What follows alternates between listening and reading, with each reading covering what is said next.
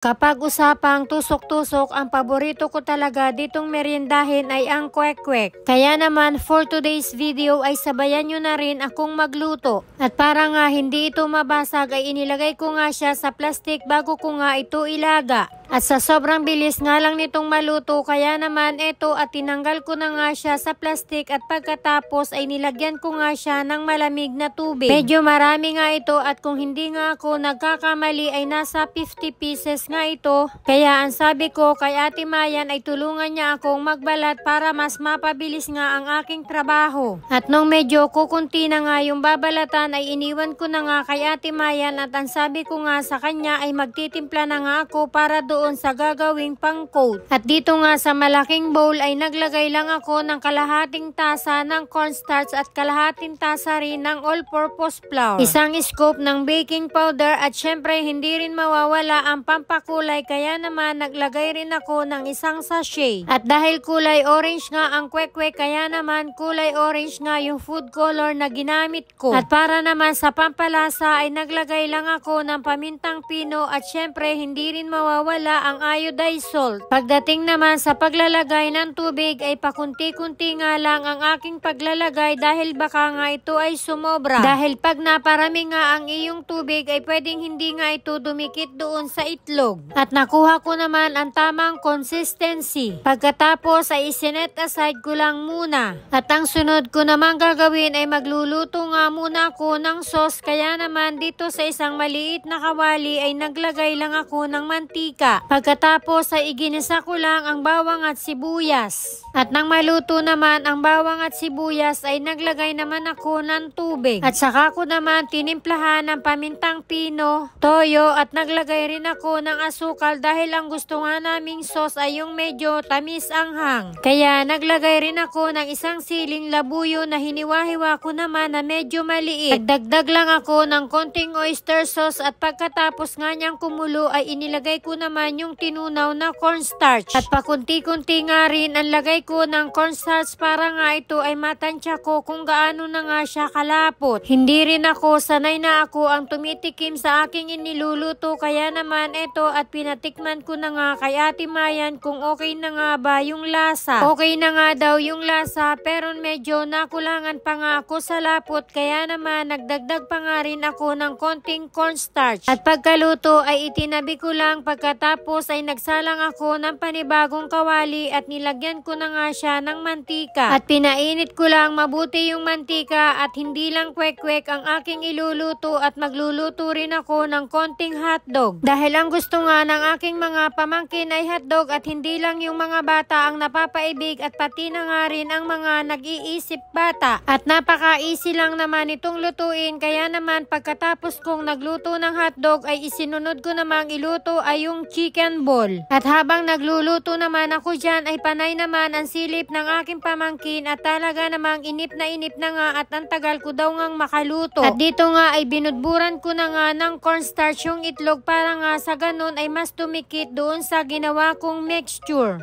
At dahil luto na nga yung chicken ball kaya naman binalikan ko na nga at pagkatapos nyan ay nagumpisa na nga akong magluto nitong kwek-kwek. At gumamit lang ako dyan ng isang stick para nga sa pantusok para nga sa ganun ay mas madali nga siyang ma-coat at mailagay sa mantika. At eto, luto na ang kwek-kwek pati na nga rin ang chicken ball at hotdog kaya naman tara at samahan nyo na nga kaming magmerienda. At eto na yung sinasabing anli-tusok. Yung nakatipid ka na ay nakapagpasawa ka pa kaya naman simula ngayon ay hindi na nga kami bibili sa labas ng kwek-kwek. At ang sabi nga ng pamangkin ko ay kuhang-kuha ko nga ang luto ng kwek-kwek pati na nga rin yung sauce. Kaya ano pang hinihintay nyo, pumarini na kayo at makitusok na rin kayo sa amin. Hanggang dito na lang ang aking mini vlog at kakain pa ako ng merienda. At baka hindi ko mamalayan ay maubusan na ako nitong aking pamangking si Kirby.